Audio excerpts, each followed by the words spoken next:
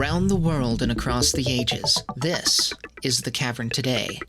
I'm your host, Dalken Starbine. Sure has been a while since we last chimed in, hasn't it? Almost exactly a decade, in fact, and yet here we are again. In some ways, it feels like we never truly left, but I'm sure Sherry will have more about how you can't take the Cavern out of the Explorer in her "That's Just Me," of course, at the end of this episode.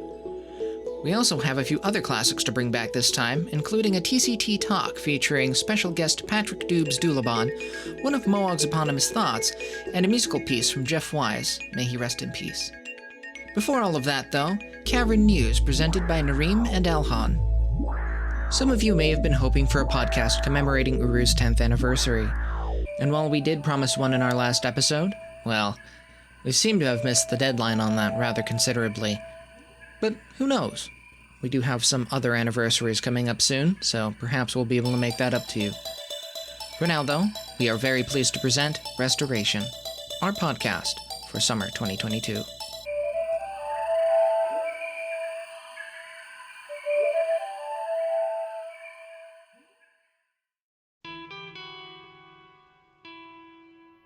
Shura, Explorers. This is Alhon. And this is Narym, bringing you your TCT news report for summer 2022. For close to a decade, things stayed relatively quiet in the Dunny Cavern, but that all changed August 21st, 2020, when an explorer by the name of Patrick Doulaban, representing a new explorer-based organization of volunteer restorers, appeared in a ceremony in the Watcher's Pub and placed a linking book to the Dunny Library Age Chisopreniv on a pedestal in the newly opened alcove. From this new library age, additional linking books could be found to a new Agura location, a social pub for the Guild of Messengers, as well as the Memorial Age Ville Savant.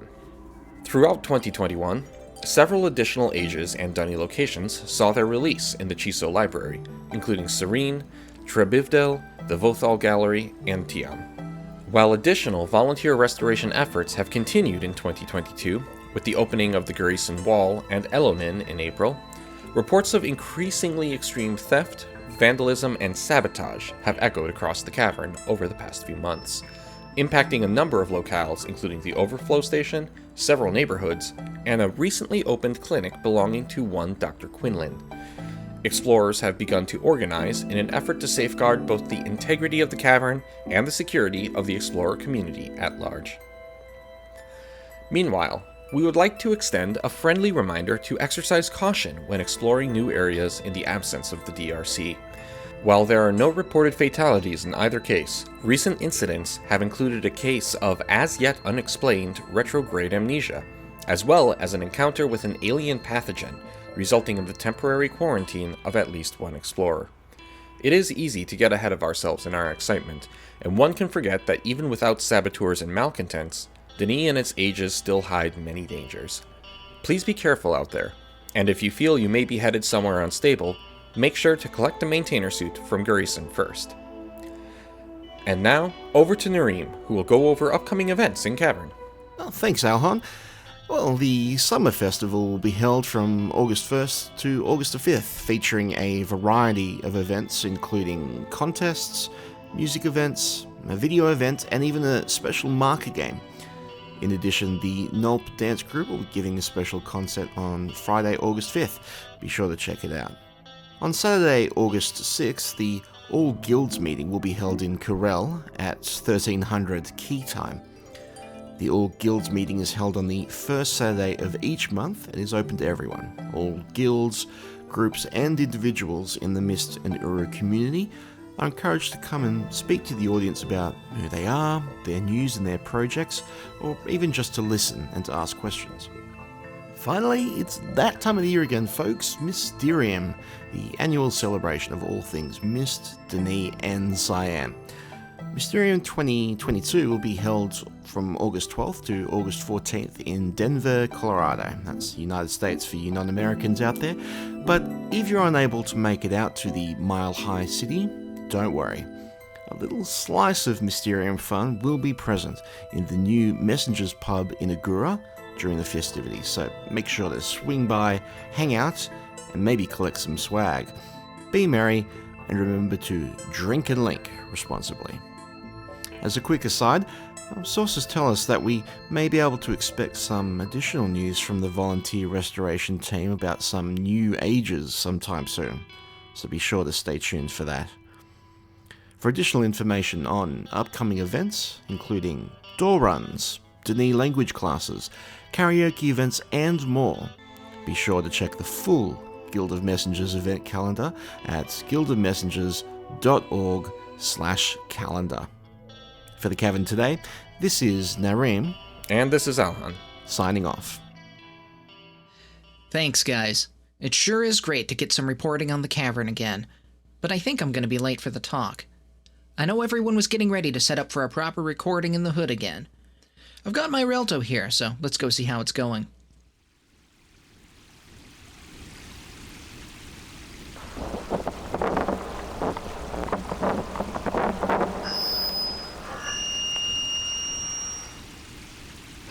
Okay, everyone. Well, we were about ready to begin our talk. Doobes is even patiently waiting for us, but it's been so long since we actually recorded a talk here in our TCT hood that, well, suffice it to say, we're having some technical problems. I'll have it fixed soon, but in the meantime, I need everybody to sit tight and wait outside for a few minutes, okay? Well, okay, but do we have to wait in the courtyard, though? Honestly, I'm having a little trouble focusing with this fountain noise. I don't know. I've always liked it out here by the fountain. It's relaxing. You just like it because it means you get to play with your old pal Eddie the Beach Ball, Mr. Starbine. You know I'm not a kid anymore, right? Yeah, you're what, 19 now? Right. I forgot. Old people can't do math.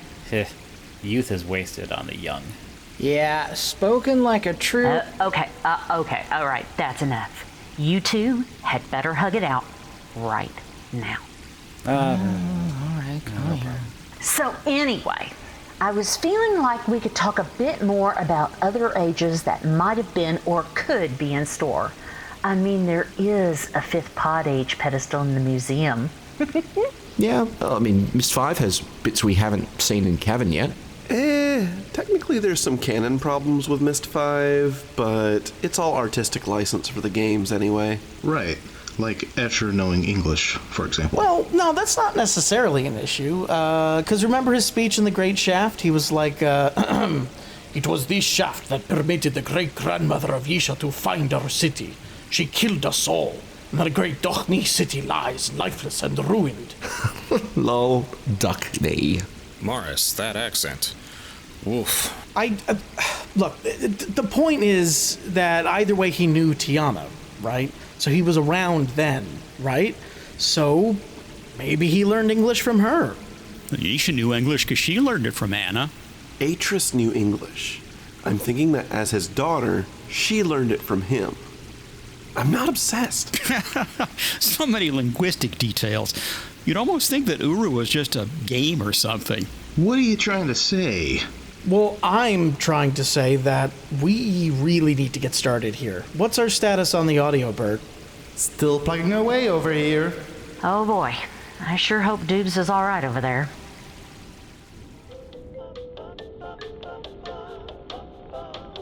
Man, what the heck is going on out there? Okay, folks, come on in. I think I have it. Just need to connect one more thing and... Okay, ready to go. Let's get recording. Bert, you can't be serious. There's way too much line noise. What happened? Is this the same equipment we used before? Please tell me you can fix that. I don't know if my sanity can hold out against this noise. Ugh. Here, let me see if I can adjust the signal-to-noise ratio a little. Maybe clean a few connectors, too. Ah, thank goodness. I think you got it. Maybe Mowog should try the mics first. Oh, sure thing.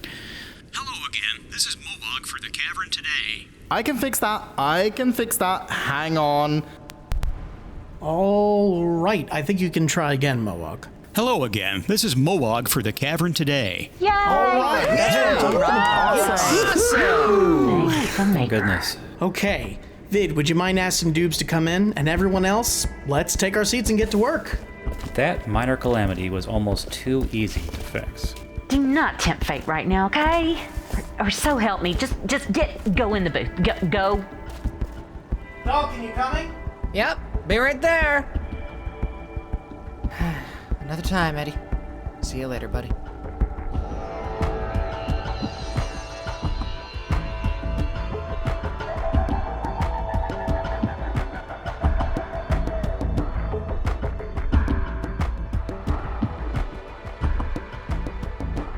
Welcome back to TCT Talk.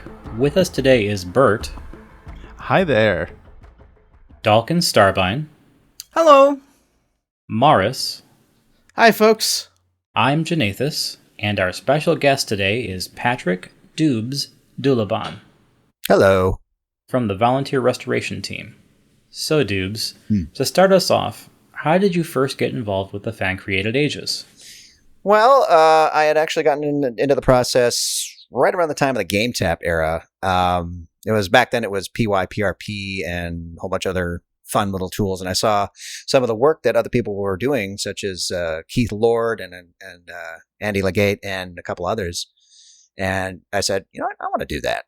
So I looked into it. I went on the Guild of Writers website, got all the info on that, installed Blender and PYPRP, and just started to play around, really. I mean, the first work I did was awful.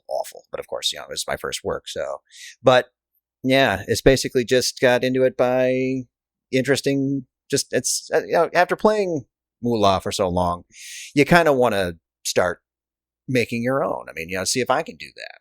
So yeah, I looked into it and just got myself started. And that was 15 years ago now. PYP, you're saying that's Python? PYPRP, yeah, that's a Python plugin for Blender. That's the old plugin. These days we use one called Corman, and it is also a Python plugin that's used with Blender, and that's actually in active development now. And dare I say, in some respects, has surpassed PYPRP. So that's why we're able to make such really great things that you guys are now seeing, is because of that plugin and some of the advances it has made. So through this journey of yours, how did you eventually become the icy face of the Explorer restoration movement? Well, to be honest with you, it's just I was just there first, I guess. I mean, as somebody who released the first fan ages to Moolah, I guess it was bound to happen. So that's actually why I created an in-character persona in the same vein as Richard Watson, using my real name. And, but it's a fictionalized version of myself in the game universe. So I guess it just was a matter of just being there at the time. And I don't really consider myself the face of it. I mean, I understand that a lot of people see me as that, but there's a whole lot more people behind the scenes that don't get the face that are behind this and then make it work. So I like to make that point every single time I can, because it's definitely surreal, to say the least. So I'm not sure what everyone's methodology is towards how they adopted their pseudonyms for Uru. Mine was a Latinization and Dunnyization of my own first name, which is Jonathan.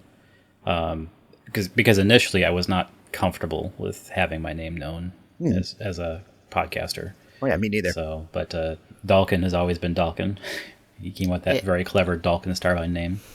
I actually came up with it as a name for a Star Wars character for Star Wars Galaxies, and then I just kind of started using it everywhere, and now it's just my alias. Yeah, that works. Well, mine's just a simple, I mean, I told you how to pronounce my name before we started, but mine is just a simple shortened version that people have used over the years because they could never pronounce my last name properly. Again, it's Dulaban, but so they just shortened it to Doobes because it's easier to say. So I've just been using that as my nickname. And I was like with you, I was not really up to putting my name out there, but over the years, I've gotten so comfortable with this community that I thought, you know what?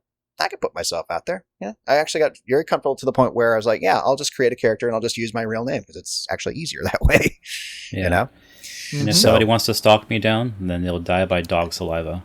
So, well, to be fair, the only person, there's only a handful of people that know me outside of Uru personally. And I think the only one that can actually find me at this point is Hoikus, because he lives not too far from here.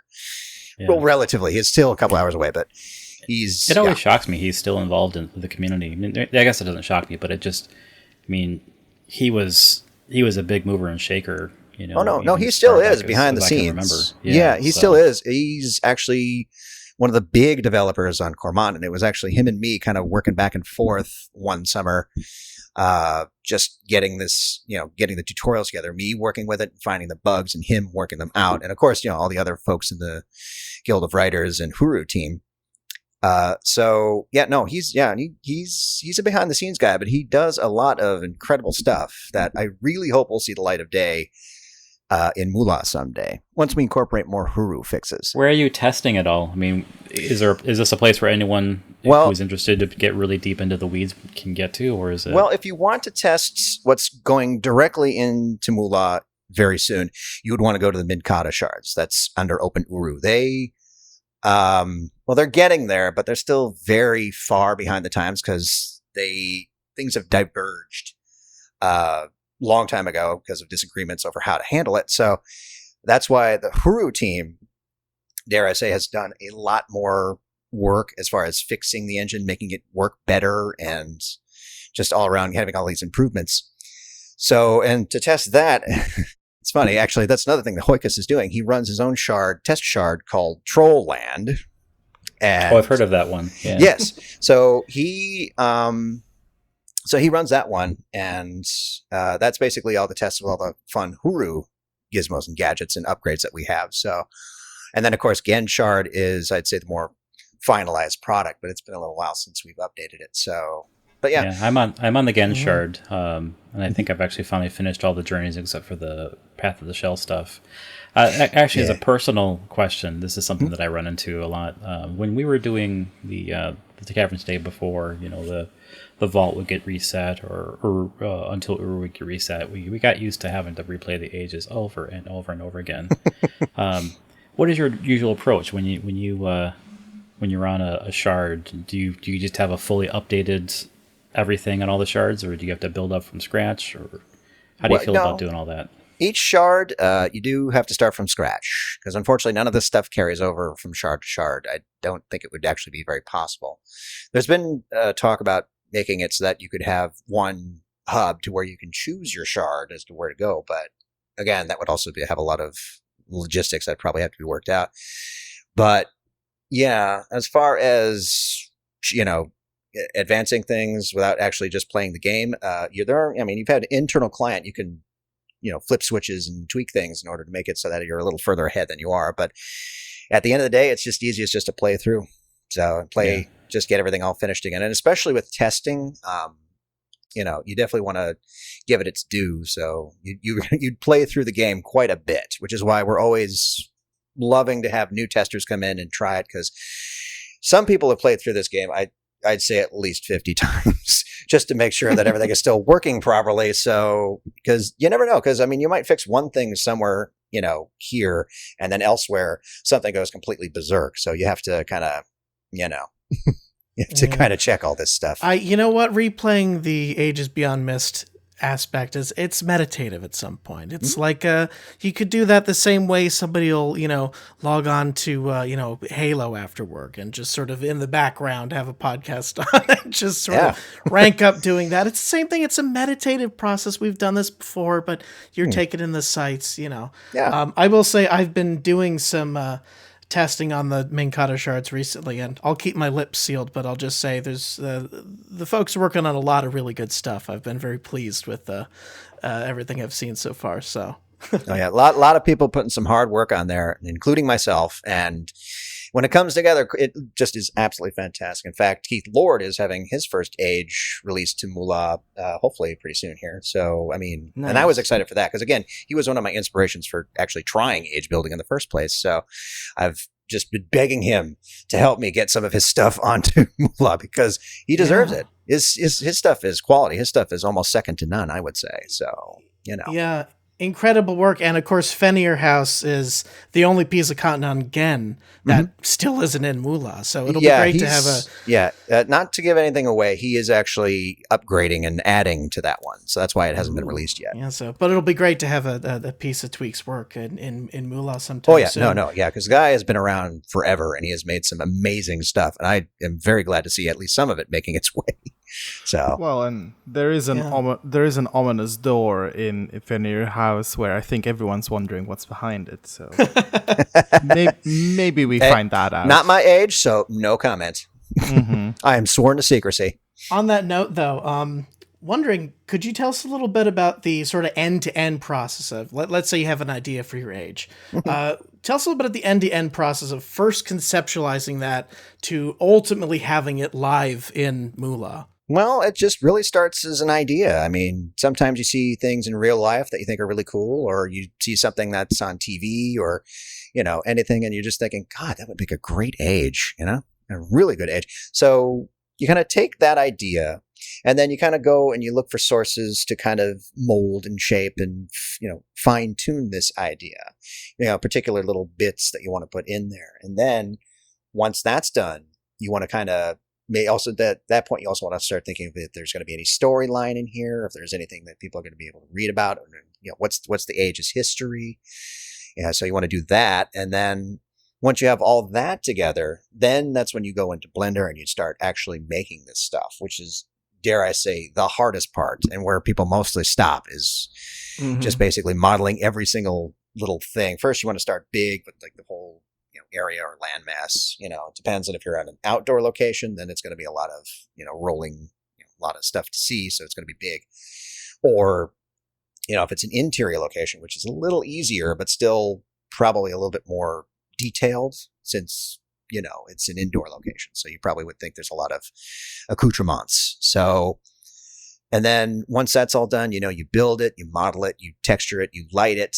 The lighting is the toughest thing to get right, I would say. It's actually what the Lost Art, it's actually why they pass me some of Duel Samara's work, and then they say, oh, could you tweak this a little bit? I'm like, oh, absolutely. And then it's usually lighting that I do. So, because you played through these ages, the lighting is very atmospheric in most places there. So and lighting is so important too. Oh yes, very much so. In fact, my filmmaker friend Brad, who's also Age Explorer in the Cavern, would probably say the same too. But yeah, because lighting and it's the toughest thing to get right in age building too. So but then once you feel you have something ready to go, that's when you would come to open Uru and use what they call the Foundry. You would basically sign up for that, you get an account, and then you would open up a ticket. And this ticket, you would start submitting files using Git. I forget if it's Git Blit with them or some other Git. Basically, you would just submit it using a Git type interface, whether it be console or what have you. And then that's when you send it off. And then Rarefied will take it on and put it onto Minkata Alpha. Then that's where things will really start to cook, because then you'll have people going in and having a look and saying, you know what, I see this here. This doesn't look quite right. This texture looks a little weird. And then, then you're off, basically. So, and this process can take months, and it should, because we are going for a sort of aesthetic, a sort of quality here, because this is going on the big show. So yeah. You want something, and that's exactly what Genshar does too, and that's why they only have a handful there, is because they only pick the ones that have been really thoroughly worked on, and also if they also have worked with the authors of those ages too back when. So you got me thinking about Cormon and Blender, because I've played around with it a little bit myself for some of the VR Uru stuff, because there's a few of us that are porting a handful of ages into VR chat. Oh yeah, and, I've heard of that now. Cormon has been a blessing for that. Like I will be the first to say I absolutely hate pre 2.8 Blender, but Cormon is good enough that that's the only reason that I bother using it, is because it is a lifesaver for doing any of that. It is an amazingly powerful tool. Yeah. And honestly, that whole process just got me thinking about, I'm wanting to port Ederdelin because it's one of my personal favorite ages. But then, on that same note, you get to work on a lot of these community-created ages and, doing the lighting and, whatever else that you have to put into that. Yeah. And so I was curious, of those, just anything you've worked on, what is your favorite and why? I would say I would say the easiest and most fun is probably the Lost Art, any of the sets they give me, because, that's for people that are passionate about another type of project that involves Uru, and, and they have a lot of fun, and to be able to help them out with that. And it's not it's still exporting an age, but it's not quite as involved and as finished, because it's a set basically. So you don't have like all four walls in most cases, and you just have some of it is a little bit hand waving, but it's still a full set that they can use to film at certain angles. So, as far as most fun, I think that's probably it right there. But, as far as, the most meaningful of the ones I worked on, got to be Vile Savan, because that is the Memorial Age. That is the one I think that has the most meaning. And, for many have said that they have found it to be very comforting when, they have lost a family member or, even a pet. I mean, I certainly did when I've lost mine. So it was very humbling to hear. But we've actually lost a team member as well in the past few years. And so being able to have something, whether it's the hologram memorial or Vile itself, to be sure that they're remembered. Exactly. Well, I mean, the memorial in the Kahlo pub was a great start, and we wanted to kind of build off of that. And we, being me and Tylar and a couple others, Tylar was also no longer with us. So I got a concept from an explorer by the name of Ree. They had a little concept of islands interconnected with bridges and floating lamps and such. This basically kind of grew out of that. So and then a temple was added later. But I wanted to keep it a nice looking, some serene environment, but I also wanted to keep it sparse, because you were mostly just there just to read about the people, So I wanted some place that, was nice to look at, was nice to sit in, but not so showy that it takes away from the most important topic of that, which is the folks that we have lost and are mentioned in these journals. So absolutely. Yeah, like Dalken said, one of our team members, Jeff Wise, passed a few years ago, and I remember the process of, I think we were back and forth talking about getting information about Jeff in those journals, and getting to finally see that in the Moolah build was it definitely felt it was good to see, definitely very meaningful for all of us. Well, it's a solemn duty that I really hope I don't have to do too often, but I do it because it is something that brings all the people that knew these folks comfort. It brings me comfort to know that some of these folks are remembered properly. So it's a solemn duty. It's a sad duty, but I'd say it's a necessary duty, because these are the folks that make our journey through this game, through this community, so much better, just because they are with us and they are here to give us their energy. So when that's taken away, that needs to be recognized in as many forms as possible. And that's what Vile is. Absolutely. And thank you for that. Absolutely. Hey, it's the least I can do. These folks, again, they make the experience. It's not just the game, it's the people. For sure. Now, Doobes, of course, you've been working on many different ages, including Shiso, and I think some of us have also been following you on socials. I know that you've been working on Descent and our potential travels towards the cavern or something along those lines. And those things have been bringing along some discussion about story and about lore. And it seems that in general, more and more of the fan age creation and those that are restoring ages, in a sense, are discussing more and more of these story and lore aspects. So how is that process going, and where do you think the community is moving when it comes to that? Well, I think the reason that a lot of the story content that fans make up doesn't take off is because there's no actual tangible content that people can fall back on to sort of give it some life, give it credence. I don't know the best word for it, because I would say anybody who wants to plant their flag and make a story, they should be able to do that. I mean, it's a shame that most people think that the only thing that is story related or something that is valid, quote unquote, is something that you have to read in a in-game journal or something, or mentions. That's why That's why I came up with the lower level of Chiso that's going to be coming out, because that's going to hopefully be a launching point for many, many people to, sort of start their own story. I mean, I'm basically just the curator of this at this point, of people's ages, of people's stories. I just want, them to have a place where they could put it so that even if they aren't an age builder per se, they can still kind of put their mark on the game itself and also kind of show that they have their own story to tell. So what basically when the next update comes out, you will hopefully be able to see that, and it'll start to, really start to come together. And basically just at this point, they are some very creative people, and they are basically building their own story. And I am just putting it right in there so that people will be able to read that story, for posterity, basically. So I want to expand on the next question we want to ask, because I have, my own axe to grind. If an explorer is interested in getting involved with age building, where should they start, and how would you contrast where they would start now versus where you started?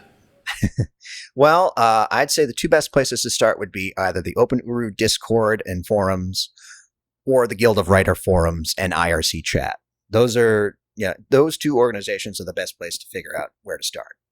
And I have actually helped a couple of people kind of get started with their own stuff.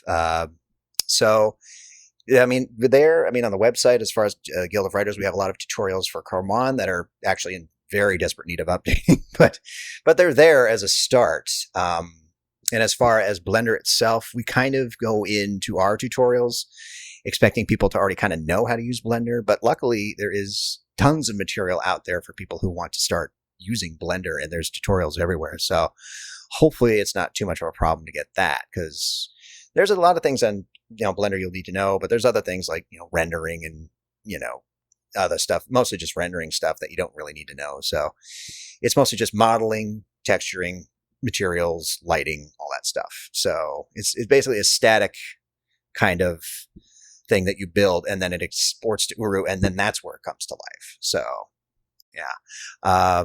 But that is the best place to start and of course we have a wonderful community that will come in and hopefully be able to give you some tips to get you started. Again, I don't like to say we handhold, but I'd certainly like to say we point people in the right direction as far as what they want to do. They come to us with the question, how do I do this? I'll be like, well, here's, how I did it. And this is great because before, I think all I had really was just the Guild of Writers forums, which, I think this was once GameTap was starting to wind down. So they were still fairly busy back then. So I got lucky in that respect, but luckily we have this whole Discord thing now, so that people can get, live up-to-date talk, assuming people are on, of course. So in saying that respect, it's probably a bit of a better environment, but that said, it is definitely not for the faint of heart. If anybody's actually used Blender, they know it is a beast. And by a beast, I mean it's a pain in the proverbial buttocks. So yeah.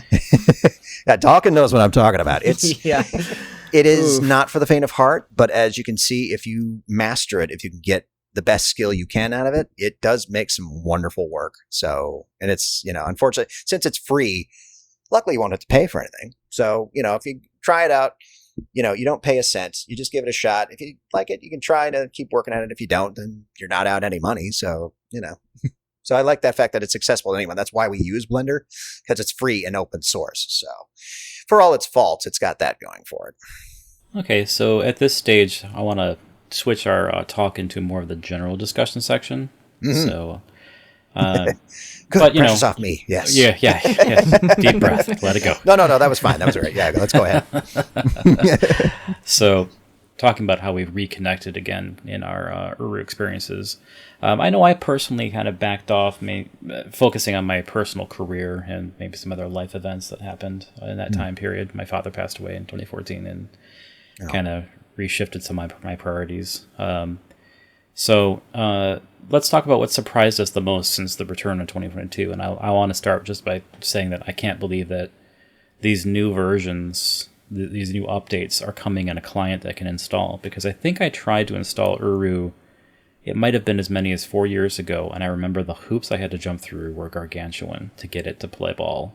And I was worried I was breaking my computer in the process. No. That's the fixes. The retro physics thing Yeah. was what was consistently tripping me up. Yeah. Well, we're trying to actually get that upgraded to 4.1 because that version is actually open source. So, but unfortunately, it's another one of those things we're trying to work through Open Uru, the Foundry. So, might take a little while. So, but hopefully that'll help. I think the new physics works fine on Gen, though, right? I think so. I think Gen has 4.1, and as if you've tested Trollland, it has it too. Hoikus was again instrumental in that. So, but it's probably still needs some tweaks, which is why it's always good to have as many testers as you can. But again, the reason that these things are installing so much better is because of the work these wonderful programmers have done, just getting it to work better. Do you have multiple clients installed at the same time in your computer? Oh God, I have like 8 or 9 of them. Right, because that Bert was pointing at that because I've just got the Mula client and Gen, and the physics of the baskets. God, yeah, was causing me a lot of problem. And I breezed right through it in Mula, but for some reason Gen, it's like I was hitting an invisible wall, and I couldn't walk over them. They kept shifting. Yeah, well, that could be why, because again, they upgraded the physics engine. So, I mean, that's something you could bring up as an issue on the Uru GitHub and see if that can't get fixed. Because actually, I waited a few weeks and tried again, and I breezed through it. I don't know if anything changed. I didn't notice that there was an update. So it's possible because fixes in Uru go through a lot quicker than in Open Uru Foundry. Let's just put it that way. Yeah. Yes.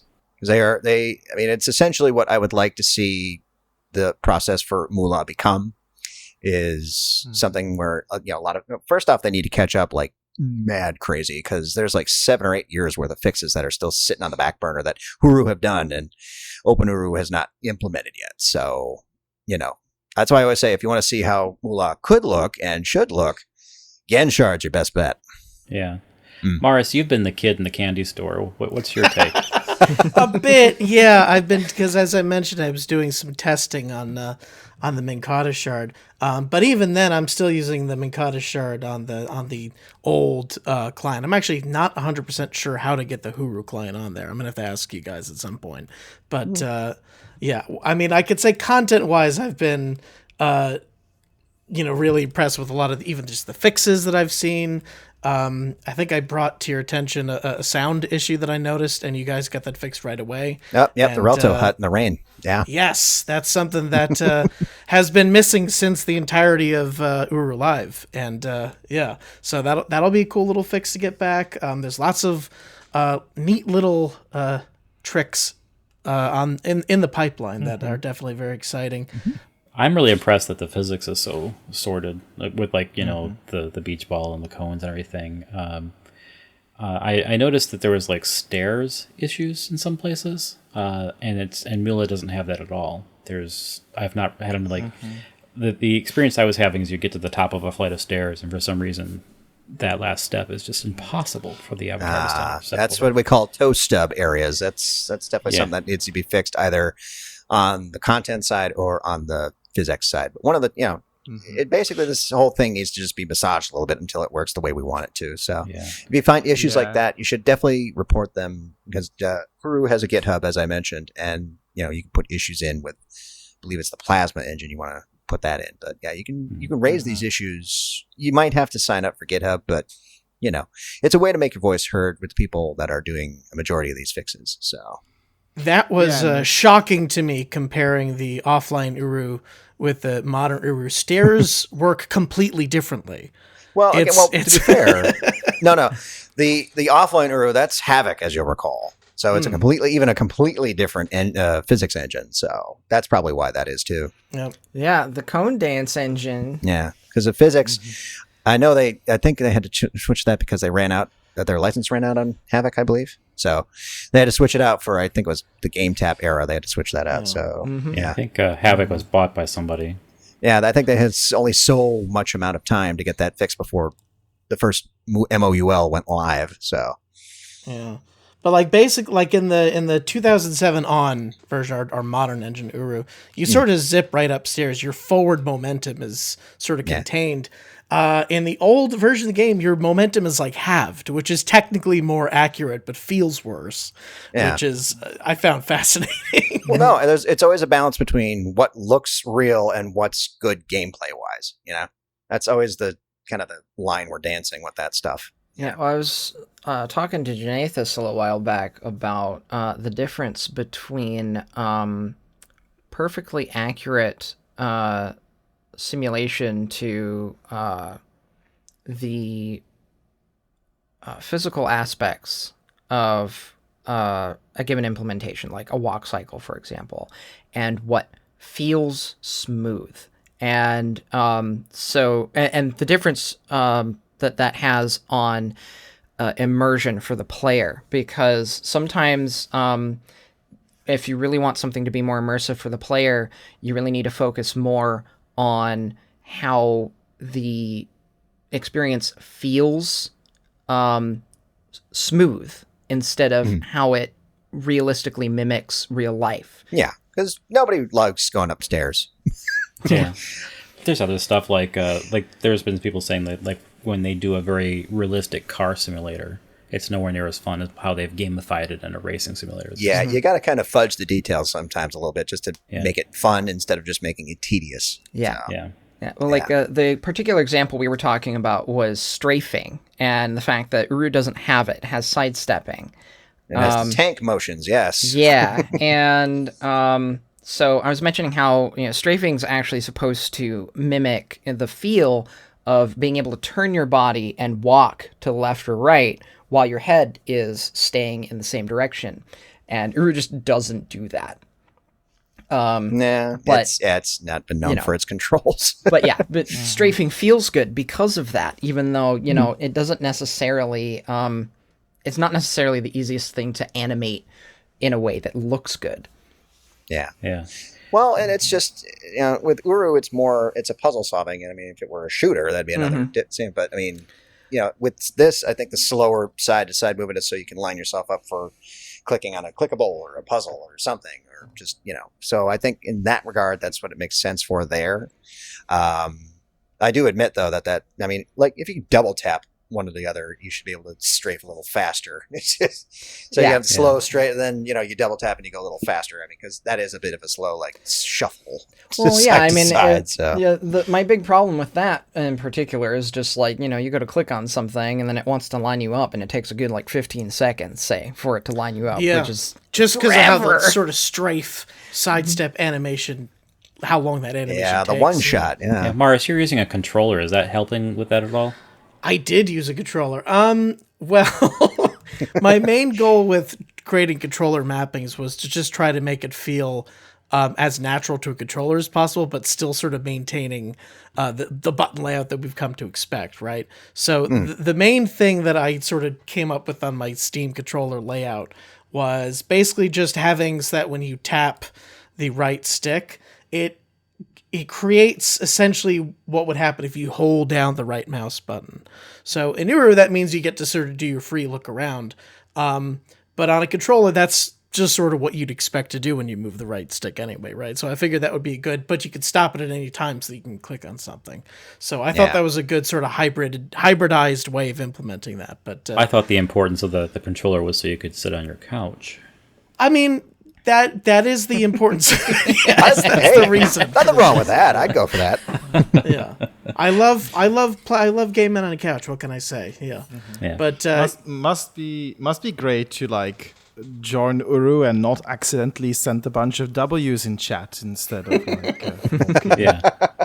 I think I used to know how to use the key, but now I don't know what it is. But I can't. It's either I'm just too impatient with the things I click on, or it's different than I remember. I'm not sure, but it seems like the key is always doing things I don't want it to do when I'm trying to get something else done with it. Yeah, it could happen.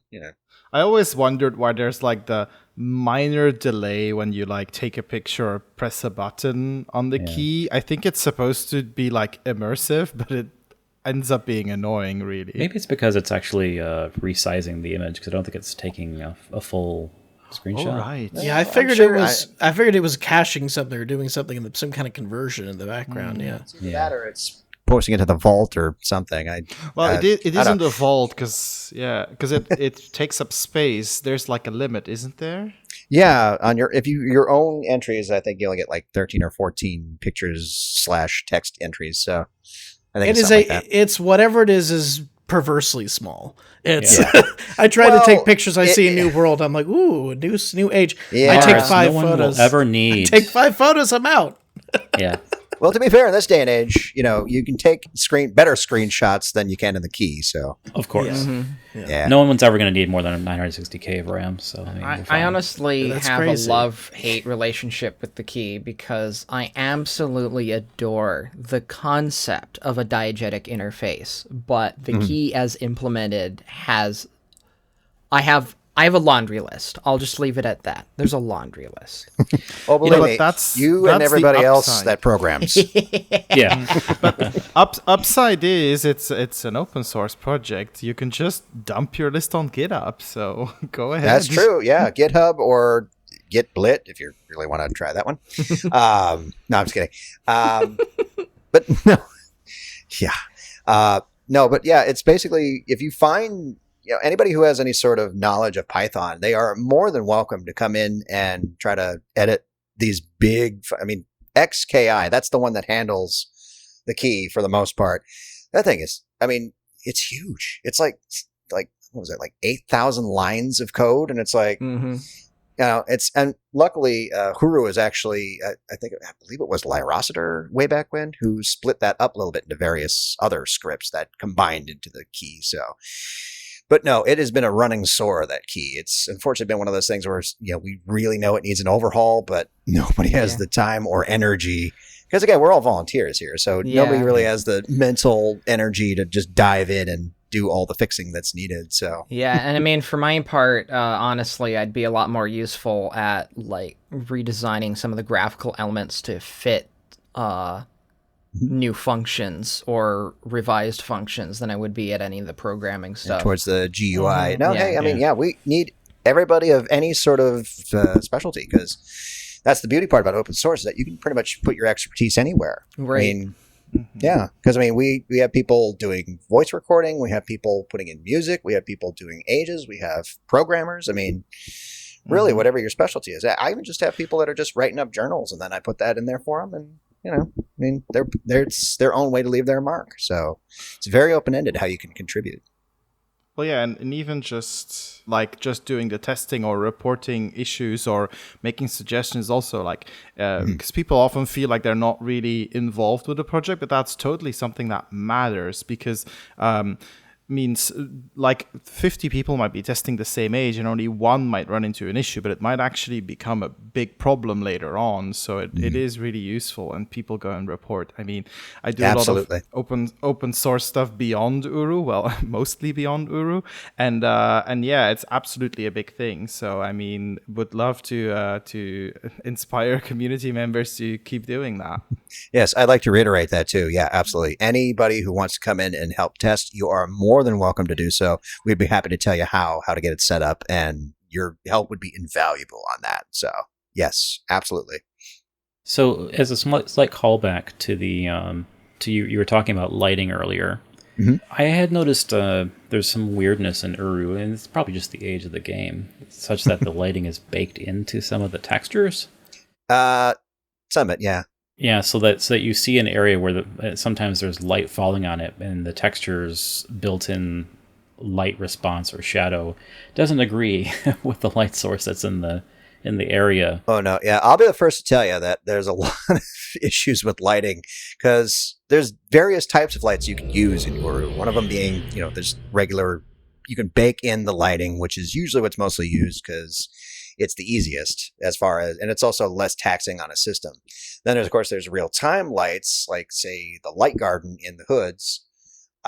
Those are a little bit more intensive, which is why you get some people who say, please don't futz with the light garden lights. It slows down my system. That's because that's real-time lighting, and the slower systems probably don't like it as much. So, but again, it's just all these, and of course you can have vertex coloring types of lighting, which is not as precise, but it's one less texture you have to use. And then occasionally you'll have a light map, which is an actual texture and a bit more precise as far as shadowing and such and lighting. So there's all these things that go into it, and and that's exactly why it takes so much work to get it looking exactly right. And even Cyan wasn't completely perfect at it. So yeah. Do you when you mentioned lower end systems, what's the range of systems that you're aware of, and what kind of performance they have? Well, I know there's at least one or two people still using systems with Windows XP, even though they really probably should not, given that they're no longer supported by Microsoft and there's security issues in that. So, yeah, like business IT and people with Internet Explorer, for example, for ages to come, even though. Also, just want to quickly chime in and say we're now joined also by Sherry, who linked in earlier to join our talk. Yes, welcome.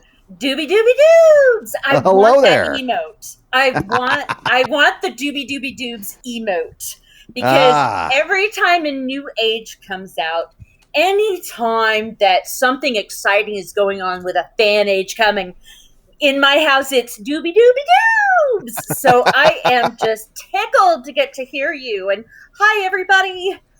Sorry I'm late. That's okay. Hey, at least you're able to make it, so that's good. Welcome aboard, Sherry. Dalken, I have chocolate oranges for you. Thank you so much. I appreciate you, Sherry. Yes, I have Danitos for Janathus and just hugs for Maurus.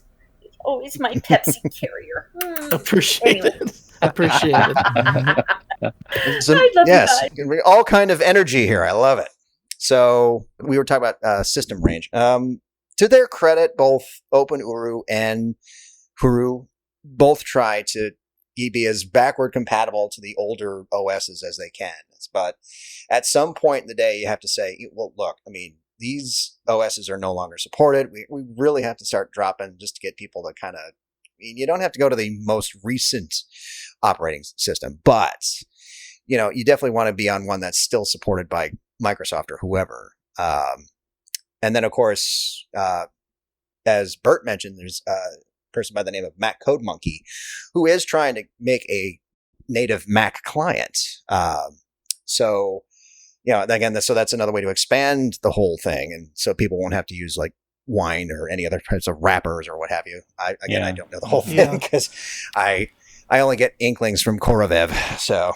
Yeah, I'm doing all, thanks to Korovev's work I'm doing, because I used to pop into Uru every few years using a VM, and now, thanks to Korovev's work, I'm just doing Wine. It works fine, but it would be lovely to have native Mac and Linux clients, and both Daryl and Mac Code Monkey are doing tons of work on that front. So. Yeah, I mean, if you want to watch it, kind of being back and forth, you go on the Guild of Writers IRC chat, and this Mac Code Monkey is doing amazing things with this. I mean, he's already shown us some of his proof of concept, and it's coming along very nicely. So isn't that gotten a little bit more challenging lately because Apple has switched gears on their hardware front? You'd have to ask him on that. I genuinely, I'm a PC owner, so I couldn't tell you. But yeah, Bert? I've been following that on the IRC channel because I lurk there. I mean, sometimes it's impossible to keep up because people talk a lot there. But it's been really interesting because actually, because Apple hasn't only been changing the whole CPU thing, but they also switched over from OpenGL to Metal, I believe. And surprisingly, Apple engineers have been helping Mac Code Monkey port Uru. So they're like helping him with his questions. That's incredible. It seems, it's super awesome.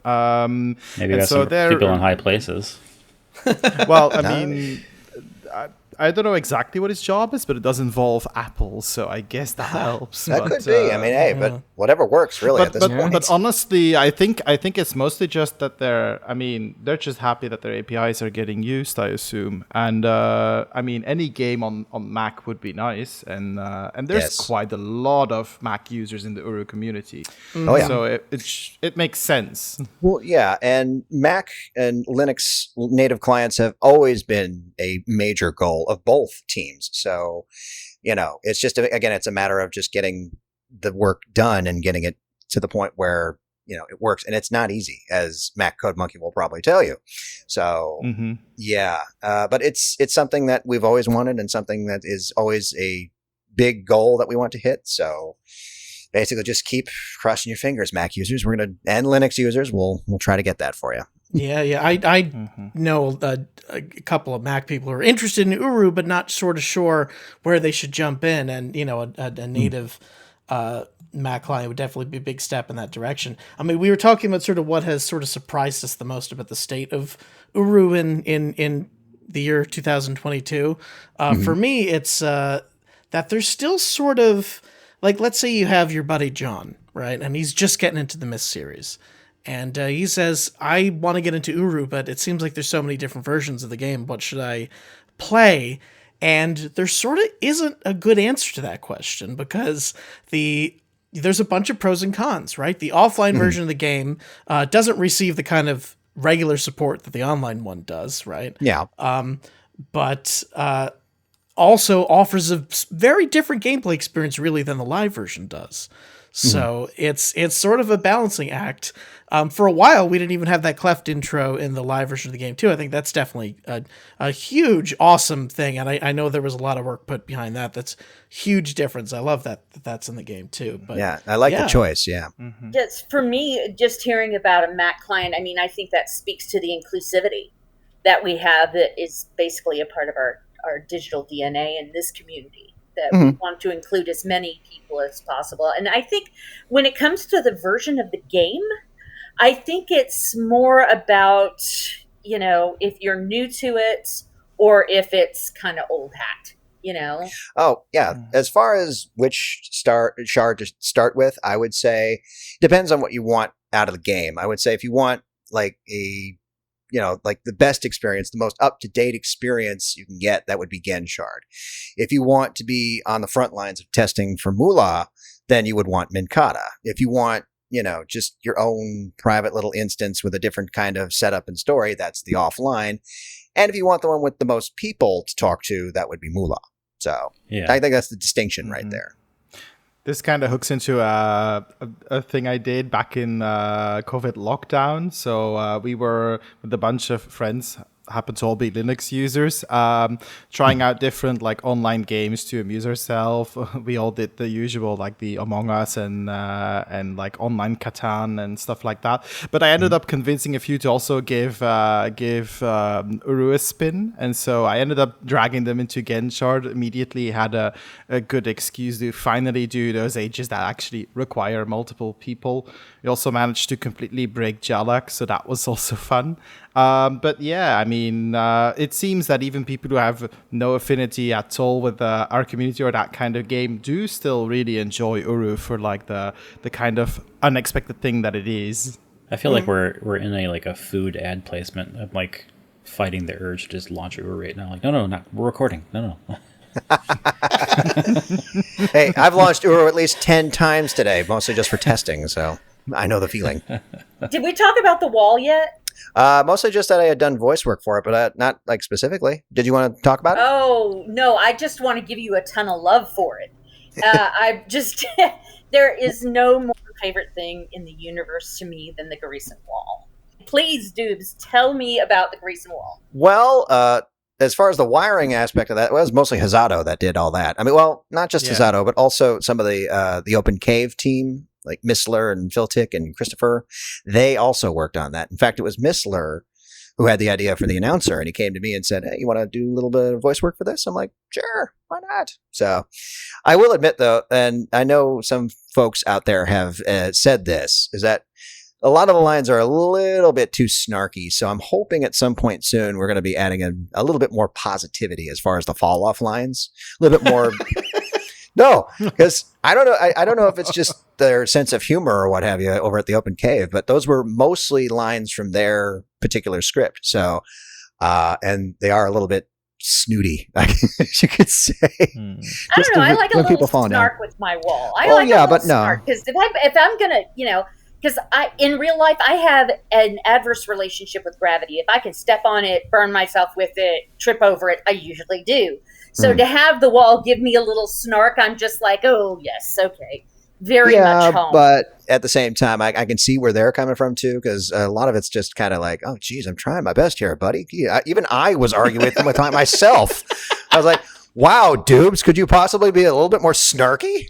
Oh, yes. No, it's a unique situation when you listen to your own voice. I don't know if Renjin Alte or Rand play the game and hear their voice and go, oh God, what? Let's just skip this. Okay, no, that was one of the best ones I ever got was from Grey Dragon, because we were talking about the slider puzzle, and he goes, even Rand got annoyed at himself. Yeah. If you haven't heard it yet, moving the slider. One of the fall-off lines for the wall is actually me mimicking that line. Yeah, that's been comedy gold. We've loved that one. Yeah, but didn't they make Rand play like the slider puzzle at some point? Yes, they did. Wasn't that last Mysterium or something? Yeah, I think it was Mysterium. I'm not sure, but I think it was. Yeah. I think last one. The last one had a lot of gameplay. Yeah. Has he told himself to shut up in the process? That would be interesting to see. I certainly have told myself to shut up when I'm playing the wall. That's for sure. Now, I do have another question for you, Doobes, as far as Garrison goes. Now, I don't know if you remember the days of the admin key where you could, spawn yourself in different places inside the ages. This goes way back. Anyway, as far as I was concerned, the Garrison seemed like it was a lot bigger than it let on. And so because there were mouse holes that you could easily see, okay, there was supposed to be something after this. Or has anybody put any thought into if there going to be anything added into those or no? Well, it's been talked about. It's kind of tricky because, again, the Cyan Ages are kind of held in such high regard that even my addition to the Great Tree Pub or the Watchers Pub was a little like, oh, is this going to be okay? But it was literally mostly just to facilitate the transition from their content to our fan content. So that was kind of like a necessity. But as far as a major expansion of any of the Cyan Ages, mostly just depends on people. Because the thing about Gary Sen is that it's going to require, to convert and then, because we have to convert all these ages. Cyan, and part of their agreement with us to edit these ages is that they can't really provide the max files, which is fine because I don't think anybody really has, not a lot of people have the Max, 3DS Max. So what we're trying to do, and Corman still needs to come up with a couple of things first before we can completely convert ages, is to basically convert them into Blender and have them be able to export via Corman. And then that way, if we get people a base blend that they can open up and just start editing, then the potential for expanding those ages could be a wide open. But as far as any actual plans to do so, the only one I have in the works that I am absolutely going to be throwing my weight behind is Descent. So, I'm very excited for that one. Yes, that one. That's going to be a big one. Who's modeling the digging machines? Well, yeah, about Descent, because we didn't technically prepare anything concerning Descent, but we would love you to talk more about it. I think we've all seen some images. I've seen some stuff pass by on IRC. Oh, yeah. Do you have anything you can tell us, any interesting updates that we that you would like to tell everyone? Yeah, well, basically we're trying to work out the details as far as how it'll be integrated into Uru. The whole process of going from the surface to Denis and basically building all of that. Now, we have a decent chunk of it in the Myst 5 content, which I have been using as a base. But the thing about that is that it really, I think, needs some tweaking because I enjoyed the demo version of Descent, where it was, very moody, very much darker than its Myst 5 counterpart. And what I want to do is kind of make a amalgamation of that, a midpoint where it's not too so dark where you can't see where you're going, but not so bright where it's like you can see everything. And also, as far as walking the path, I want to give people choices as to if they want to walk the whole thing or if they want to take shortcuts to kind of experience the whole thing a little quicker. Also, waypoints, as far as, say, Nexus waypoints, I think is also going to be needed too. So a lot of stuff needs to be figured out on that end before we, implement anything anywhere near Moolah. But the goal is to have a complete path, or a complete-ish path, from the surface to Denis, and then at the end of that, you see the entirety of the cavern, and then maybe like you'd go on a boat, and then you fade to black, and then all of a sudden you're on Agura or something, you know? Yeah. Again, a lot of details still being worked out, and this is going to be a huge community project, and I want as many in the community involved as possible. So that's my goal for that. You're not a real Uru player until you can do the whole descent in 3 days, real time. And well, that's the thing too, is that I actually measured it. The actual Great Shaft from Myst 5 is not 3 miles, as Escher said. It was maybe a half a mile, technically. So, okay, Escher is looking for knees on a duck. Okay, so Escher's over there with Sharper, man. Yeah, it could be argued that he was a braggart. So there is stand in awe. Now he just doesn't know what a mile is. I mean, we don't even know what a mile is. Well, it could also be the quote-unquote artistic license of the Myst games as far as the Uru universe is concerned. Yeah. So, what's your name? Wingrove? Sorry. But no, somebody actually, a couple people have actually timed walking. I don't know if they walked or if they actually just kind of jogged down the entirety of the spiral, which I have set up on Minkata Alpha. But I think it took one person, I believe, 1 hour and 10 minutes to go from top to bottom, from where the first elevator is all the way down to the floor of the shaft. Wow. So, yeah. That makes my hand hurt just thinking about it. Well, and again, this is coming back to that whole balancing canon with gameplay, because I generally don't think that people are going to want to actually take 3 days to walk from top to bottom. And, and that's also why I want to implement quote unquote shortcuts like those elevators in the shaft, and other various methods of getting across the entirety of the path. So, that's going to be, something that we'll have to work out too. And more than likely, this is going to be released in stages just to keep people happy until we finally get the whole path open. So, because we have the Myst 5 base that we're using. That's pretty much all done. We also have the intangible section of that, which was beyond where that, where the Lakian rest room used to be, where the book used to be. That was actually, it's supposed to be another node tunnel. So that's actually going to lead into the intangible section that was included with the files that Cyan released. So that's going to probably be the next phase. And then after that, it's going to be, open season, because all we really have to base it off of is a map at that point. There's nothing modeled for it after that. Imagine the realistic vision lacking with Uru, where a bunch of people have decided, in Cavern story driven, however, we're going to all visit and explore a cavern. Nobody brought flashlights.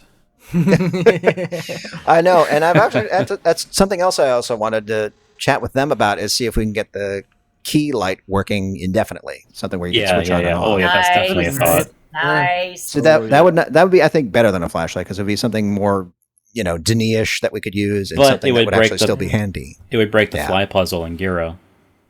That's the only downside, is so either it would have to just not work in Gira, or something else. But didn't the demo have you use a fire marble as like a flashlight? Something like that, yeah. See, that's where I'm at. We can't hold anything in our hands, but man, would I love to hold a lantern. Just get me a maglite, shove a fire marble in it. There you go. A fire marble and a maglite. I love that. Yeah. Am I remembering it correctly? Is there a helmet that has a light on it? In the wardrobe? You mean one of the hard hats? Yeah. I think it does. The hard hats you can wear. I don't think because they're orange, I think, and I think it's the white ones that have the. But I could be mistaken. It's been a while. There's a version of one of them that does. Yeah. Well, what about the maintainer helmet? That's true. Options. I think the maintainer one has a light on there, but I'm not sure if it works. I mean, it could eventually, but again, it's mostly just. It's also finding ways to have it interact properly with the avatar and other stuff like that, which I mean, and then if everyone has a light source, what's that going to do to the frame rate and lag? Yeah, Now that's the thing too, because it's a real-time light. So that's also, and again, and we want to think of the people that would be lagging like crazy with this stuff, which is also why, one thing we got to take into consideration with this stuff. So, yeah. Well, and Janithus, you're touching on a good question here, actually. Is Descent going to be something you go alone, or is it like is it a public age that's shared amongst all? Because of course your cleft is private, but where do we go beyond that? Well, and that's also something we've been discussing. I mean, I would love to have it to where you go from your private instance of the cleft to a public instance of Descent, so that you can kind of bump into other people that are taking the journey, so to speak. So, but again, that's another thing to consider too. I mean, if you see, the thing I like to do is give people choices. So if there is a way where we could do a public instance of Descent and also more the neighborhood instance that's currently exists and do that too, I think that would help for people who experience a lot of lag on their end when there's a lot of people. So yeah. Again, that's another thing we got to consider when we're implementing this. That's going to be a bit of a challenge. But yeah, like I said, it'll probably just be an offshoot of the version of Descent that you get when you use the tablet in Agura. So, if in case you can't handle the load of avatars that are descending down the path. So we're over an hour in. We have a couple more topics. How do we feel about moving forward on a couple of other talking points? Yeah, let's go for it. No issues. Yeah, let's do it. All right. So the next one is one that I have not experienced either in VR or not. Is the Myst 2021 release? Oh yes. Oh, I played it. It's so good. I put on my headset, my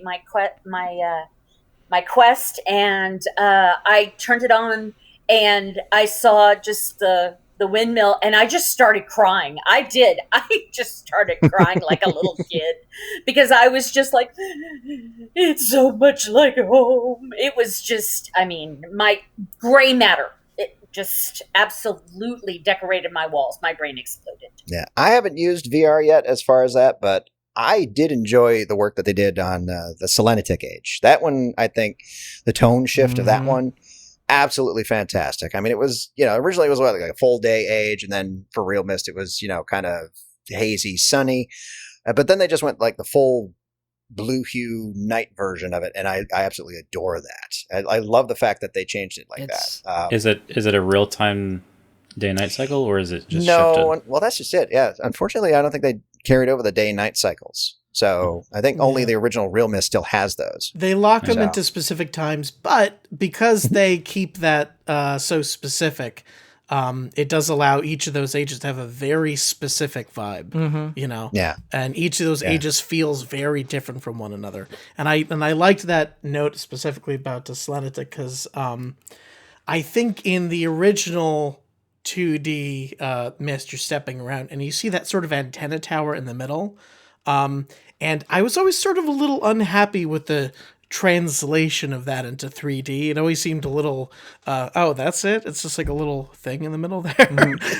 And what they did in the sort of new translation of that is it's much more impressive looking. Oh, it's much more of a focal point in the whole. It feels really like a big old radio tower, and honestly, I think this take on Selenitic might be my favorite age in all of the series. Like, I'd have to go back and play Myst 3 again and go through Amateria again, because that was previously my favorite. You are speaking my language here. I love both those ages. I was going to say. I've always loved Selenitic, but the nighttime vibe, and I think Maurus hit it right on the head. It's so moody and atmospheric, and just I love it so much. And the other thing I really wanted to touch on with Myst VR is just how much it feels like it was always made for VR. Like, the port is just that good. 100%. Yeah. Yeah. But it does count, the pre-rendered point and click though, because that was those still have a bit of a charm for me. And in fact, there's a friend of mine who's actually creating a something like that for himself called Naya. So nice. Naya, I forget it. But yeah, little plug for my friend there. But the 3D and the real-time 3D aspect, we're getting to the point where it's almost like it's pre-rendered. It's getting very impressive now. So Yeah, if you have the right video card, of course. Yeah. I think Abduction came pretty close too, as far as the Abduction the was graphical so quality. pretty. Yeah. I liked and hated Abduction because, like, it felt like a Myst game to me, even though, you know, it's not properly part of the series. But, Or is it? dun, dun, Yeah, you never know. Wait a minute. I've actually been thinking of putting an Easter egg in somewhere, one of the ages that has, you know, the circled out hole where a seed pod used to be. Oh boy. Yeah. Just to throw people off, be like, huh. Yeah. And it'd be an Easter egg, so you'd really have to look for it, but you know what I mean. It's Yeah. Cyan backs the camera out like, it's all part of the same thing. Firmament is another Myst game. Yes. Surprise. Okay, Spitball. was it just me, or did anybody else notice their shadow on the ground, and it was our avatar from Uru? Does anybody else notice that? Was it really? I did know that the yeah. footstep sounds were directly lifted from Uru, so. I don't think I looked that close at the ground. I did because it's a Pepsi thing. It's one of those things, is run, jump, and climb, and it's how well can you do it? Yeah. And it was one of those things where I looked down and I was like, look, it's the avatar. So I know that Pepsi would have made sure that the shadows were turned off, because it's a thing. So No, yeah, you could definitely feel the blood of the Myst series in that game. Yeah. In various spots. So. I might have also had shadows automatically turned off, because when I played through Myst VR, it was on my previous build of this computer, which was on an 11-year-old CPU and a 6-year-old GPU. So it was able to run it incredibly well, which I suppose it should have been able to, seeing as the game has been optimized for Quest. But still, you like living dangerously, don't you? Yeah, luckily now my hardware is, it's not beastly, but it's a lot more modern. So I should really go back and play through again and see how high I can crank up the settings. Because it was really pretty even at the default settings for whatever it had put then. So, Yeah, and I think even what really I thought fascinating about the Myst, I played through it I have a VR headset. I played through it in VR, but I'm really struck by how gorgeous it is, even in the flat version, the non-VR version. And we were talking about sort of the interfaces before. Love this one. Movement feels great, feels exactly like what I'd like it to. Even the interface is sort of like an HD version of the sort of cursors from Uru, really. And they look fabulous. I love that there's a way that those could be ported into Uru itself, because they really are just upscaled versions of those, so the same sort of target, icons. I think that's we're getting that. I think there's been talk about that at some point, so keep an eye out. Well, that'd be fun. Yeah, but we're talking about everything here. So my question is, Myst 6 when? Myst 6 when? I'd like to see them. I mean, I don't know if they want to go back to the well or not. I think it'd be very smart of them, because Myst still has some juice, as you've seen from the sales, or from our excitement with Myst VR and the 25th anniversary thing. I'd like to think that maybe after Firmament, they might think about a Myst 6. I mean, I know we'd buy it up, so Well, but the question is, of course, is the story over or not? Because that's. I would think, they wrapped up a lot. I would think they'd probably have to do something different and move away from Atris's family, maybe start afresh somewhere else. I think that would be best, just me personally. throwing an idea out there. Yeah. They need to add a platforming and a camera mechanic and a documentation journal you can write in with like a pen that you have in your computer. Yeah. Oh, actually, yeah. And then you can write your own ages. A little laundry list, yeah. Yeah. That's actually where we're moving towards, is our speculation on the future of Myst. But I was not getting the sense that Cyan was trying to move towards any kind of future Myst anything. But then I found out not too long ago, and this is probably not news to most of you, but that Starry Expanse is in-house to Cyan now. Yes. Yep. So that's the upgrade to Riven to real-time 3D. And I'm sure that brings with it a world of challenges. Yeah, I think what it is that Cyan, just while they're working on Firmament, they kind of do these re-releases every so often just to kind of help keep the lights on. I mean, which is fine, because they know we're going to buy it up. So, but but to be fair, they did a pretty good job on the last Myst. So yeah. Myst 3 and 4 are on sale on Steam right now. Yeah, Although, I think the whole series is, isn't it? Maybe by the time this airs, it'll probably be long gone, or it might be on again. Who knows? Yeah, those are the two that I'm actually Just missing. keep looking to the skies. Yeah, for the latest or the updated ones that are run on today's systems. Yeah, I swear, I think I got at least 3 versions of those sitting around. So yeah. The original discs, I have digital. I do really wish there was any Star Expanse news, but I don't think it's in the cards to get any news there. Yeah, now that that's in-house, that's going to be strictly NDA. Yeah, I'm sure. Yeah, that's what I was going to say. They probably had NDAs handed out the day that they were agreed to become in-house. So. Well, yeah, I think the next news we're getting is that it's going to release, probably. I would think so. I'd like to think that it's the quiet before the storm. So yeah, I guess we'll have to wait and see. and I think if you look at the games industry in general, I think setting yourself a public deadline is never a good idea because no one makes especially in the days of the pandemic. The pandemic definitely only makes it worse, but it's never been a good idea to set a solid deadline until you're like basically right on top of release anyway. I've heard arguments against, setting deadlines and letting them slip or not setting them too far ahead. I know that when Cyberpunk 2077, anyone? Yeah. Well, when Bioshock Infinite was announced, it was like a year and a half, and they retooled it a bunch of times such that a lot of the stuff we saw at the time of the announcements didn't actually make it in the game.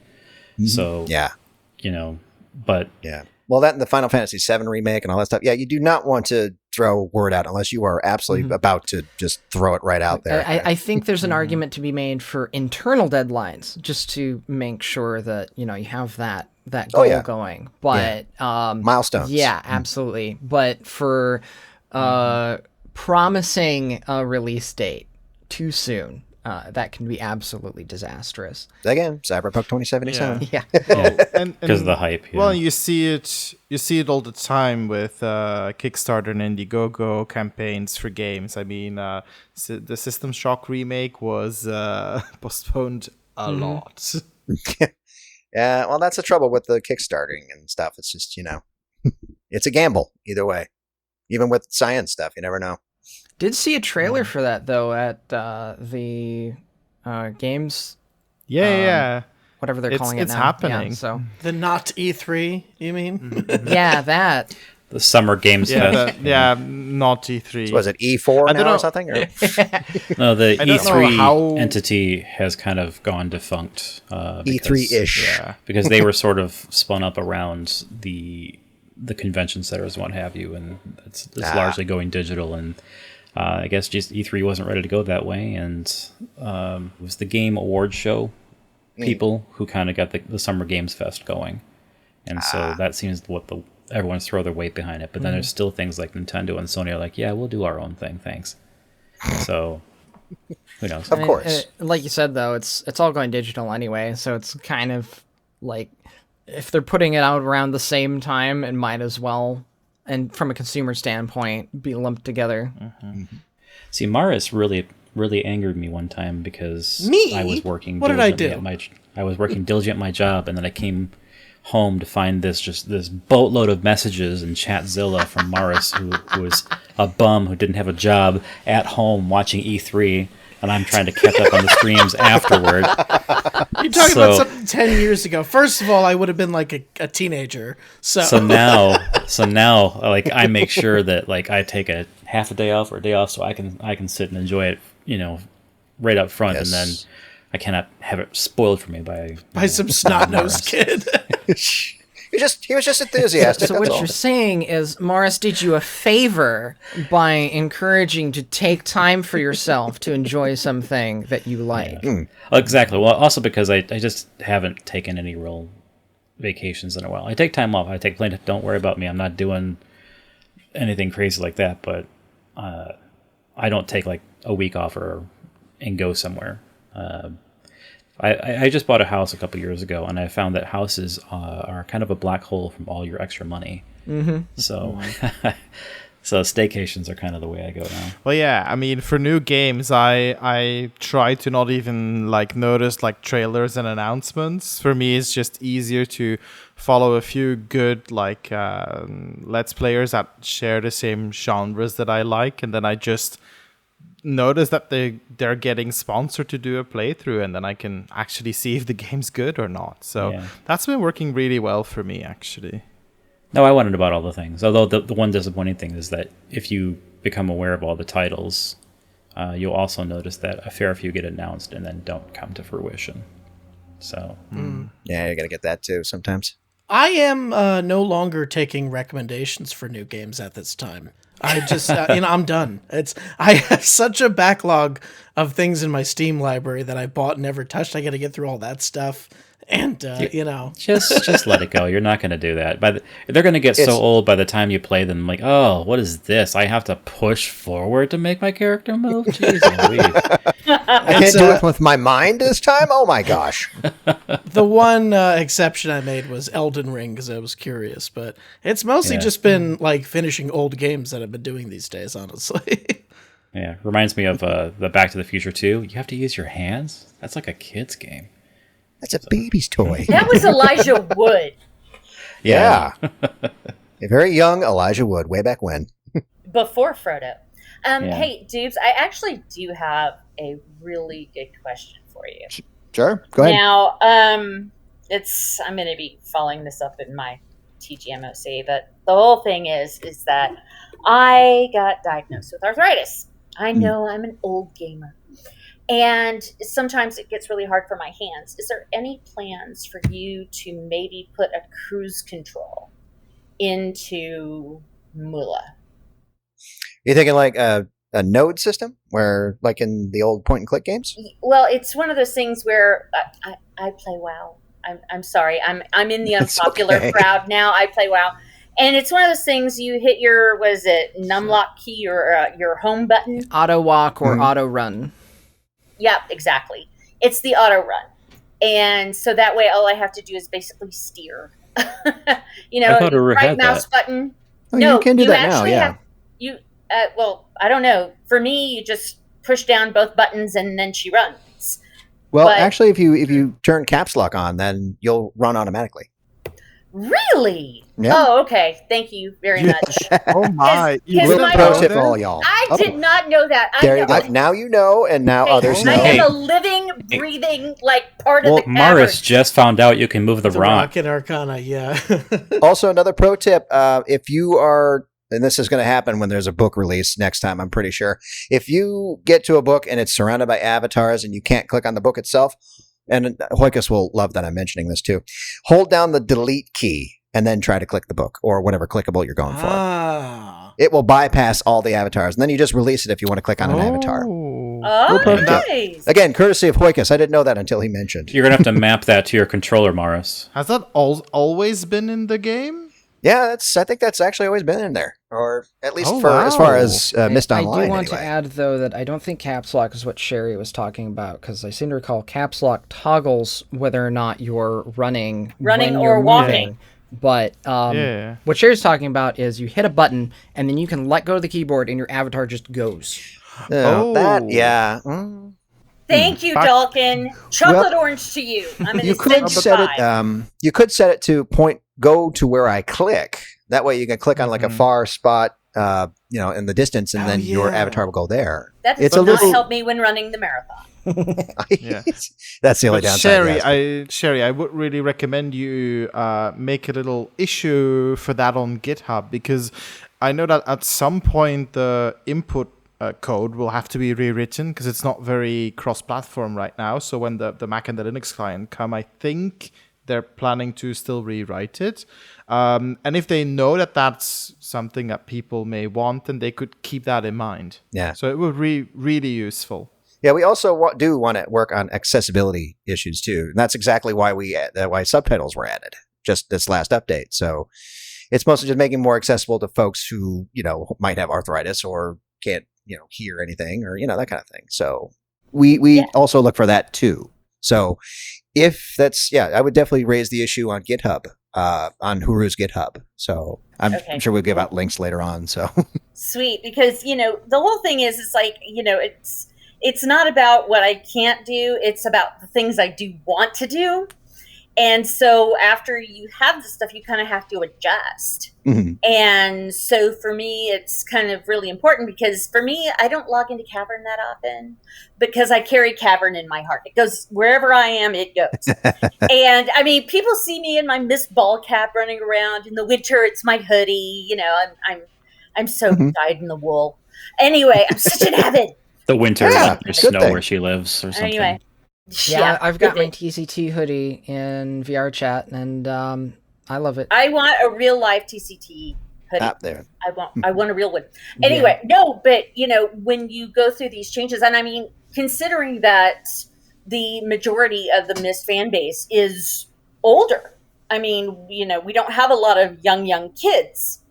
And so as we are going through, and I'm Gen X, I'm not ashamed of this. I'm Gen X. No, you shouldn't be. No. And again, that is always something that factors into our thinking, is accessibility of the game as well.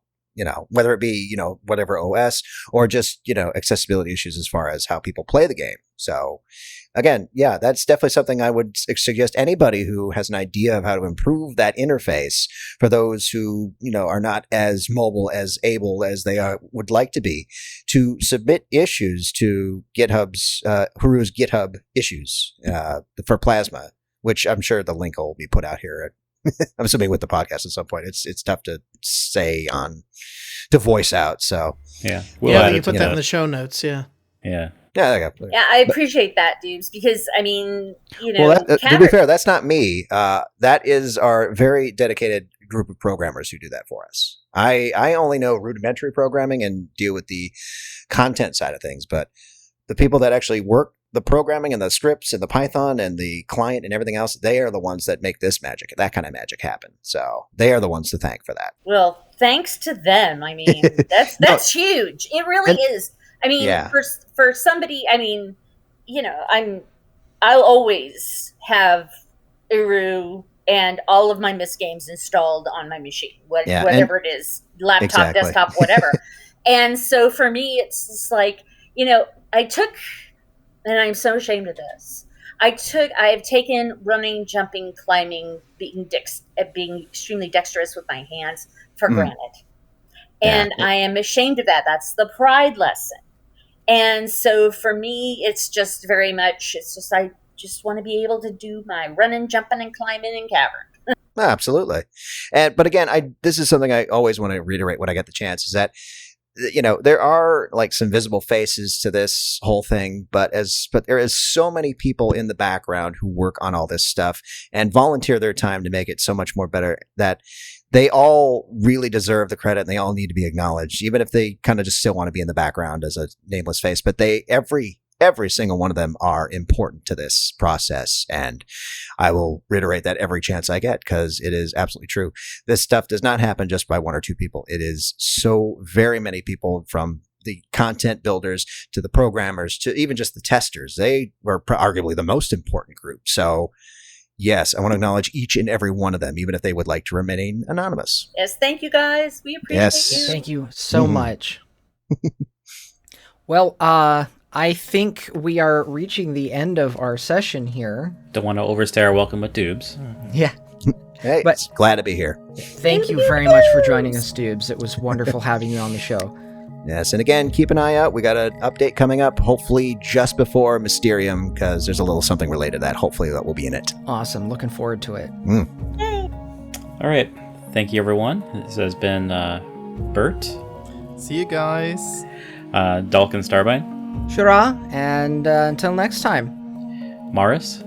Take care, everyone. Sherry. Love you, mean it. Doobes. See you guys out there. And me, Janathus. And we're signing off. Bye.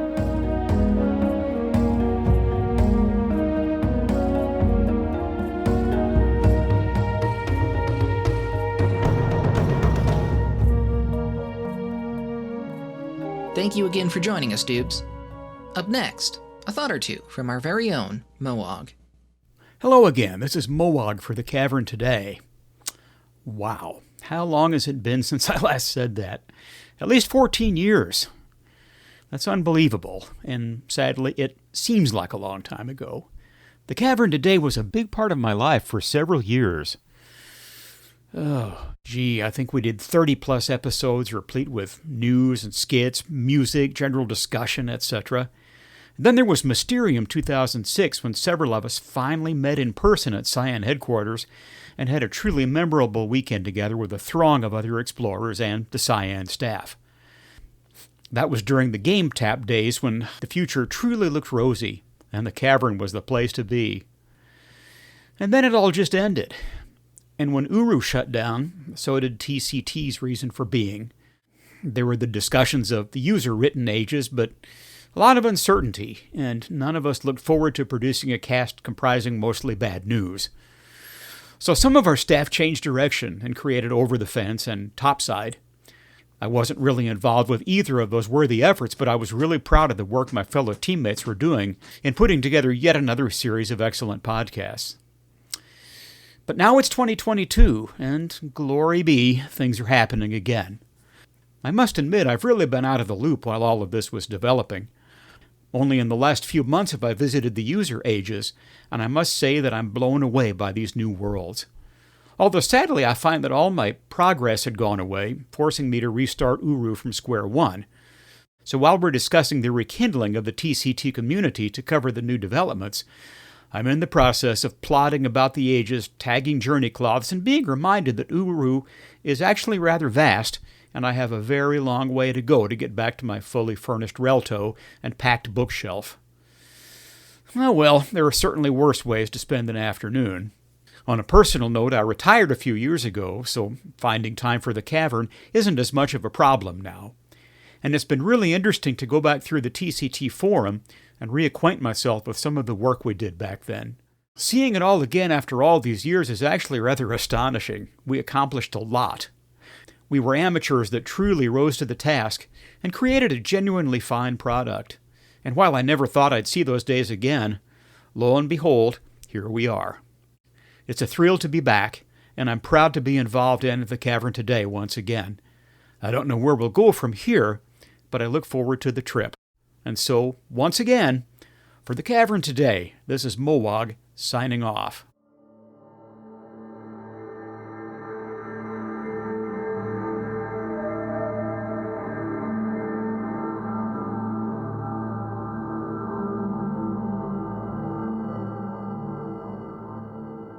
As the cavern finds ways to bring us together again, we are reminded of all the friends we've made on our journeys through Denis and its ages. But we are also reminded of those who are no longer able to walk with us. I would like to take a moment now to acknowledge one of those very dear members of our family here at the Cavern Today. Jeff Wise joined the team right around the Game Tap days and inspired us all from day one with his incredible musical talent. We've no shortage of features of his beautiful work on the podcast, and behind the scenes, he was one of the most jovial and uplifting souls you could meet. He was a shining light for many of us here, and I would like to think that we still carry that light with us as we move forward together. Jeff passed in 2020, and so we now dedicate this episode to his memory. In line with that, we would also like to present Jeff's first piece ever highlighted on the Cavern Today. When we originally aired Kerath's Arch, it was a commemoration of some of the heartbreaking events during the story of Uru's Game Tap days, and the way that story resonated with some of the personal loss we had experienced in our real lives. As that resonates again with us all now, we hope you know we're thinking of you, Jeff. Thank you for leaving us a piece of you to hold on to. This is Kerath's Arch by Jeff Wise.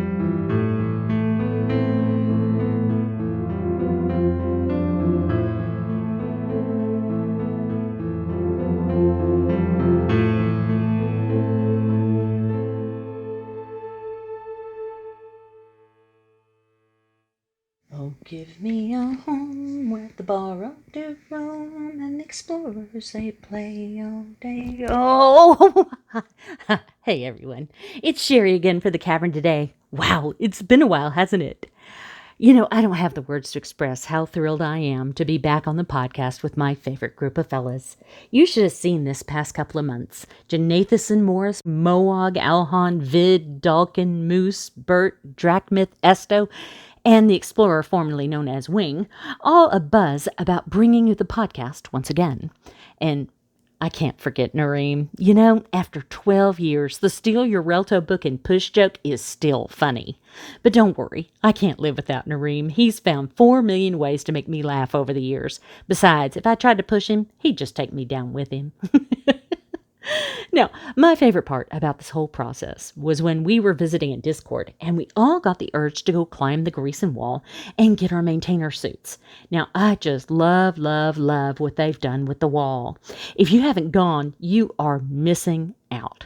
There are new side-by-side monitors so you can watch the climbers on both sides instead of having to run from one side of the garrison to the other and hope you get to the right door before the climbers make it to the top. Remember how we did that in the old days? Yeah. And you know what? It talks.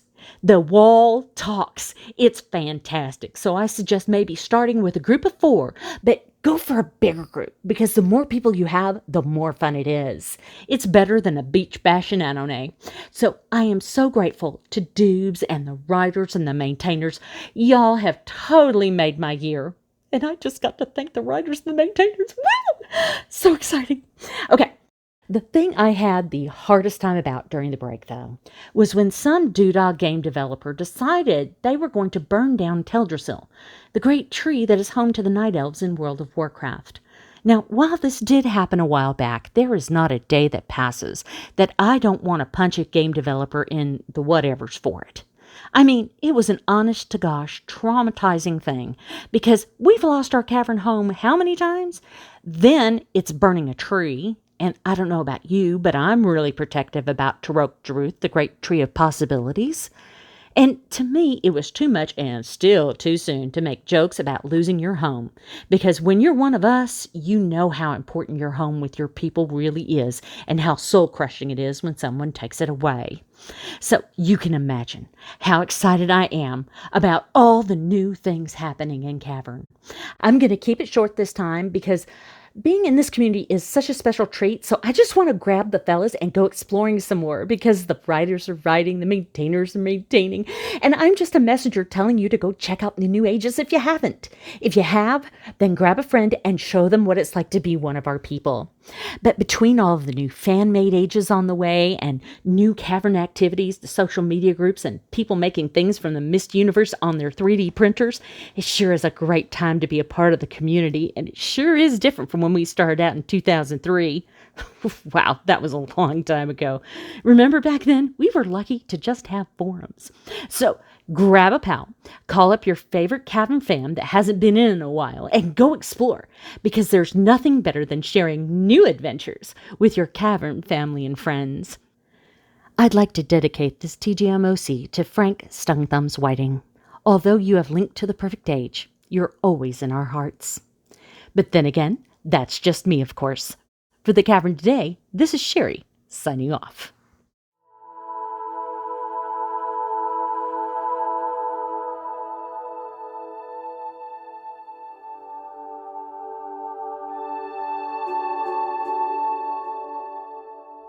Always great to hear from you, Sherry. And thanks also to the Guild of Messengers and the Volunteer Restorers for diligently providing updates that were invaluable for assembling this edition of the Cavern Today News. We'd like to thank Callum Traveler as well for consulting with us for this episode. In addition, we extend our appreciation to LCC for the continued use of their music for this production. This episode of the Cavern Today contains trademarks and/or copyrighted works of Cyan, all rights reserved by Cyan. The Cavern Today is not an official Cyan product and is not endorsed by Cyan. And with that, we'll be wrapping things up. It's been wonderful getting back into the Cavern, rejoining old friends, and even meeting a few new ones out there as the Cavern starts to stir again. As for me, I look forward to seeing you all again in the next podcast. For the Cavern Today, this is Dalken Starbine, signing off.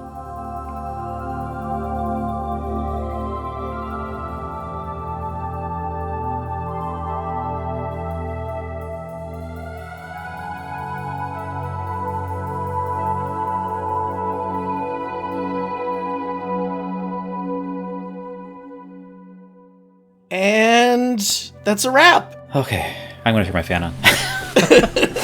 Air conditioning.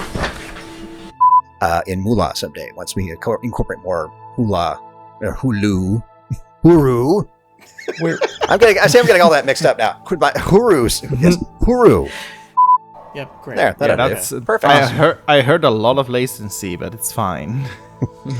It'll be fine in editing. Yeah. We'll fix it in post. That's right. Thanks, guys. It sure is great to... I think I need a drink. Yeah, definitely need a drink. I'm gonna cut this, and I will be back. And too many of those Taladon mushrooms earlier. Don't tell Janae this. All set. Are we just saying our name, or how are we introducing ourselves? I will introduce you, and you will say hi. Okay. Hi, howdy, salutations, shura, something like that. Yeah. Hello there. Okay, fine. General Perfect. Kenobi. Yeah, or Bert, you can say, "What's up, yo?" I'm not going to say that. Stop Are you sure? hoping. Yeah, I'm very sure. You've never seen me say that, and I don't think I will change that. No. Okay, Stop hoping, Jonathan. Stop hoping.